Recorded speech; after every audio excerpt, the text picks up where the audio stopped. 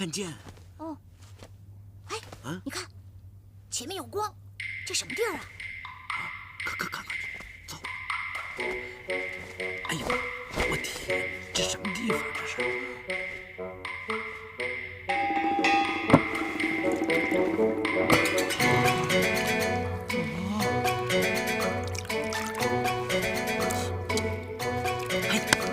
看什么呢你？干什么呀你是？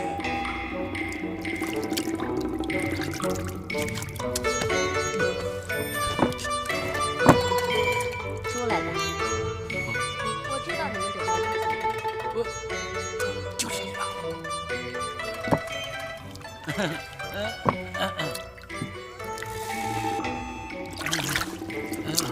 对不起啊，我们俩也我们不是故不意知道怎的。么就走到这儿来了。你们就是故意的，这也不能怪你。爱看美女，这是男人天性。谁叫我天生丽质，连洗个澡都能惹来狂蜂浪蝶。我们其实也没看太清楚，我们就走吧。哎，快！我怎么不能动我也动不了了。想跑啊？你们已经被我点住了鞋带。啊，坏了！这要是在江湖上传出去，我们偷看洗澡被人点穴了，那以后还怎么做人呢？没法混了是吧？行啊，那我就成全你们去做鬼。你这是黑店啊！我把钱给你行不行啊？谁要你们的钱？我只要你们的命。慢着，留住活口。冬晴，这两个人来路不明，很是可疑，而且他们发现了密道。万一他们是官府派来的人，不杀只怕会留下后患。我看他们两个，一个胖的，一个小的，应该不会是官府派来的吧？明眼人一看他俩，肯定不会认为他俩是官府派来的人。但是不能就因为他俩不像官府的人，咱们就掉以轻心啊！万一他们是被官府收买派来的走狗呢？花姨，那你打算怎么处置啊？我看倒不如利用这次机会，好好的严刑逼问他们，趁机问出来，官府到底把你爹杨连杨大人，还有其他忠义之士都关在哪里？严刑逼问？对，严刑逼问。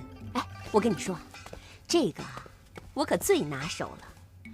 我可以把他们的指甲啪啪给拔了，然后再拿烧红的铁块往他们身上噼噼这么一烫，嘿，那很过瘾的。花姨，那肯定很疼吧？那是当然了，还有更疼的呢。还有更疼的呢？对啊，如果啊把他们身上的皮都给扒掉，然后抹点盐，再抹点辣椒面，看他们那痛苦、挣扎、生不如死的表情，那才叫更过瘾呢。大姐，怎么听你们说这话像是在烤肉啊？但是火不能太大啊！我说两位姑娘，你们怎么这样啊？怎么这么心狠手毒啊？我再给你一次机会啊，你再不老实交代，我就大刑伺候了。要不然你这样吧，你解开我穴道，我给你跪下，求你饶命，行不行啊？马小飞，你怎么能给这个人下跪了呢？我爷爷说过，威武不能屈，富贵不能淫，男儿膝下有黄金，你不能给这个老女人下跪啊！耶，你这个小兔崽子，你说我老，我哪里老了？我最恨人家说我老了，你看我怎么收拾你！疼啊！我屁股的伤还没好呢，别打！哎，怎么流血了？我只轻轻的打了一下嘛。这是不是受伤了？快看看，有刺哎！干嘛脱我裤子？不要脸，男女授受不亲都不知道。翰林大学士顾县城，哎，你是顾大人的官印。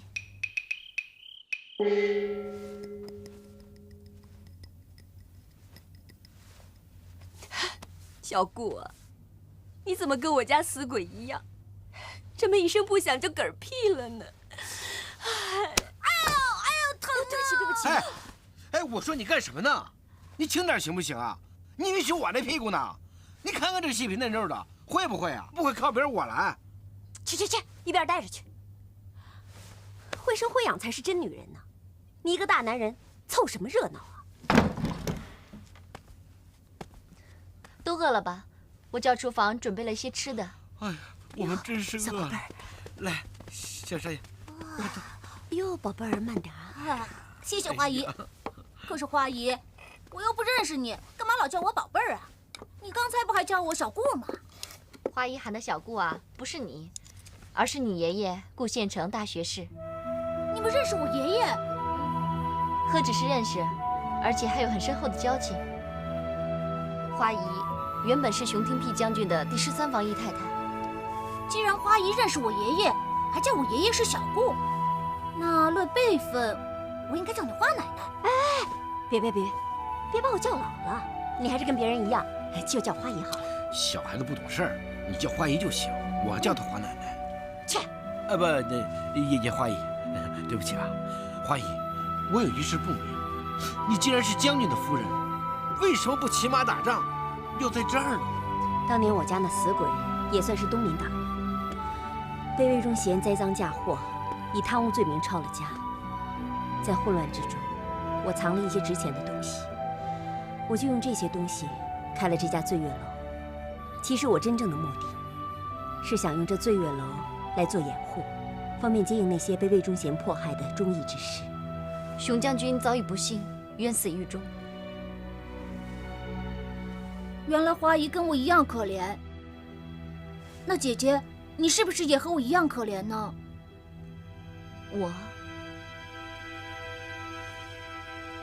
家父杨林原本在朝为官，就因为他也是东林党人，所以遭到魏忠贤的陷害，告老还乡，竟遭入狱，至今下落不明。哎呀，真是不说不知道。原本以为我是世界上最倒霉、最可怜的人，没想到你们3个还不如我呢。不过没关系，只要找到袁崇焕大将军，我一定替你们讨回公道。什么？你们要走？对啊，老太爷临终前托付过我，让我带着小少爷去投靠袁崇焕将军，所以明天一早我就要带着小少爷离开无锡，找袁大将军。哎，不行，你知道袁大将军人在哪里吗？不知道。大将军远在辽东，我没去过，离我们江南有几千里远。你放心吧，花姨不是不让你带着人怨去找袁大将军，只不过不是现在。前段时间我们已经派人去找了。你们只要安心待在醉月楼，相信啊，过不了多久，自然会有人来接应你们的。那怎么行呢？我们2个大男人得养活自己，不能在这儿白吃白喝。哎呀，小宝贝儿，你就放心好了，别跟花姨客气啊。就是小少爷，既然人家这么盛情，那咱们就别客气了。我觉得这儿挺好的，花花绿绿的，咱们连吃带喝的住上一段时间啊。你想得美！你当然得自食其力了。我醉月楼可是从来不养闲人的，你既不识字又不会武功。你放心好了，太难的活我绝对不会找你的，我都已经想好了，一定会安排最适合你的事。什么事啊？看这儿，龟奴。龟